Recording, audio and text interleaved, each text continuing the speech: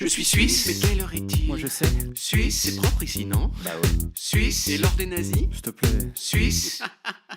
Je suis suisse et je suis poli. C'est bien. Je suis suisse et j'ai les moyens. Youpi. Je suis suisse, mais suis-je sexy?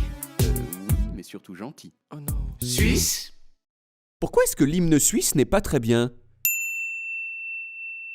La musique n'est-elle pas la bande originale de nos existences?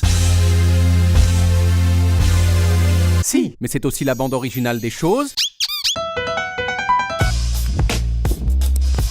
et la bande originale des endroits.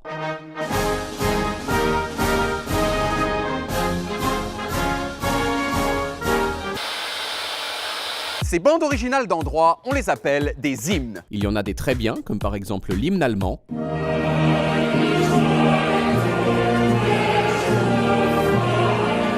Il y en a des absolument géniaux, comme l'hymne russe.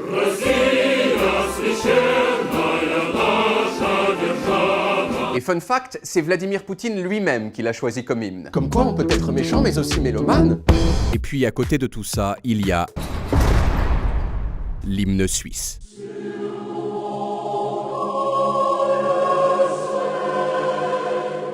L'hymne le plus ennuyeux de l'histoire de l'humanité, d'une niaiserie infinie et qui donne envie de manger de la poussière plutôt que de continuer à l'écouter.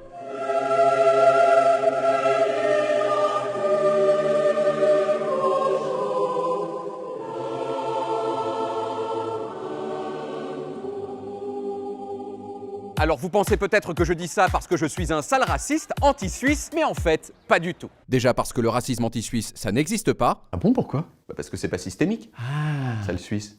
mais surtout parce que les Suisses eux-mêmes ont l'air d'être d'accord avec moi. Les joueurs de football suisses par exemple chantent très rarement leur hymne, très peu de gens en Suisse connaissent les paroles, Dites monsieur, est-ce que vous connaissez bien l'hymne national suisse? Je l'ai appris à l'école, mais je ne me rappelle plus. Sur nos monts, quand le soleil annonce un brillant réveil, mais alors après... et en 2013, la Suisse a même organisé un concours pour essayer de trouver un nouvel hymne. Mais le morceau gagnant n'a jamais été adopté, peut-être parce que ses paroles étaient encore plus niaises que celles d'avant.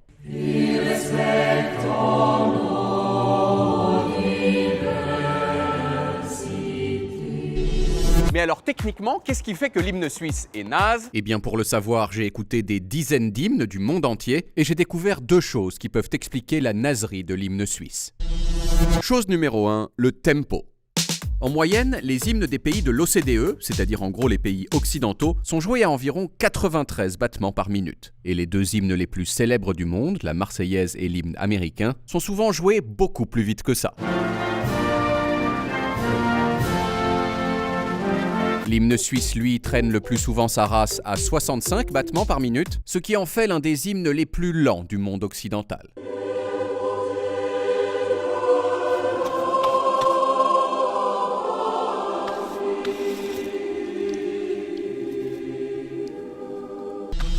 Chose numéro 2, une grosse absence de contraste.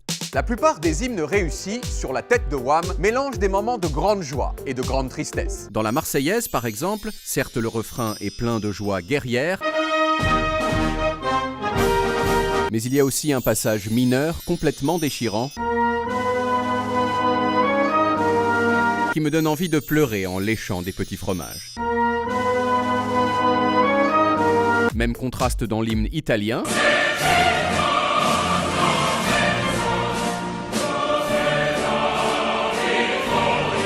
Et surtout dans l'un des plus beaux hymnes du monde, l'hymne portugais.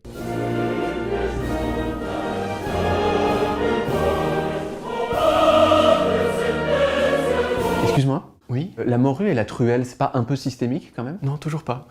Marrant, hein? L'hymne suisse, en comparaison, c'est un bloc monotone de petites mélodies gentillettes. J'en ai marre.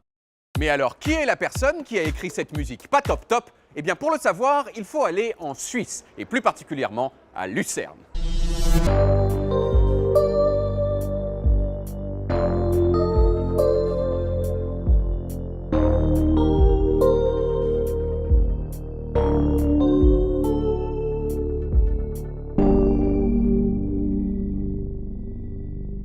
Franchement, Lucerne, c'est une ville adorable. Il y a des maisons avec des trucs dessinés, un pont du XIVe siècle avec un système pour les gens qui savent moins bien marcher, et surtout le jour où je suis arrivé, il y avait le carnaval de Lucerne.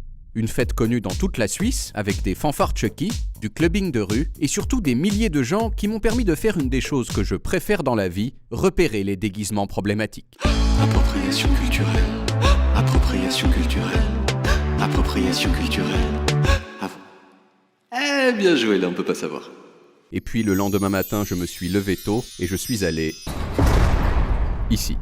Le petit village de Bauen, avec ses pelouses rasées de près, sa jolie petite église, et surtout ça, un buste de Albéric Zwisig, le monsieur qui a écrit la musique de l'hymne suisse.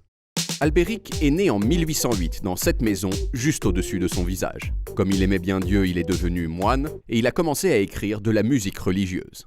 Un jour, Albéric a reçu un poème écrit par un autre monsieur qui s'appelait Widmer et qui était également fan de Dieu. Pour le mettre en musique, Albéric a recyclé une mélodie qu'il avait écrite quelques années auparavant et le 22 novembre 1841, le morceau qui 120 ans plus tard allait devenir l'hymne suisse a été chanté pour la première fois dans ce bâtiment. Alors on nous avait dit que c'était super joli, mais c'est vrai que là on s'en rend pas forcément compte comme ça, quoi. L'hymne suisse, c'est donc un chant religieux écrit par un moine pour remercier Dieu d'être super. Il y est question de Dieu 7 fois, et surtout, il n'y a pas la moindre parole qui puisse laisser penser que la Suisse est autre chose qu'un gentil pays neutre qui n'a aucune envie de se battre. Récemment pourtant, la Suisse a un petit peu cessé d'être neutre, Et il serait donc logique que son hymne s'adapte à cette nouvelle réalité.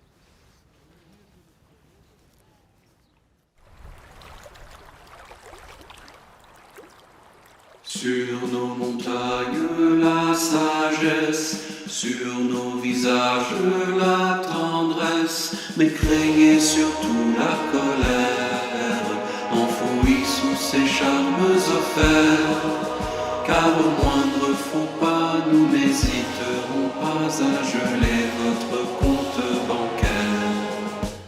Ô Suisse, entends-tu l'ennemi s'avancer? Ô Suisse, fais tonner tes canons financiers.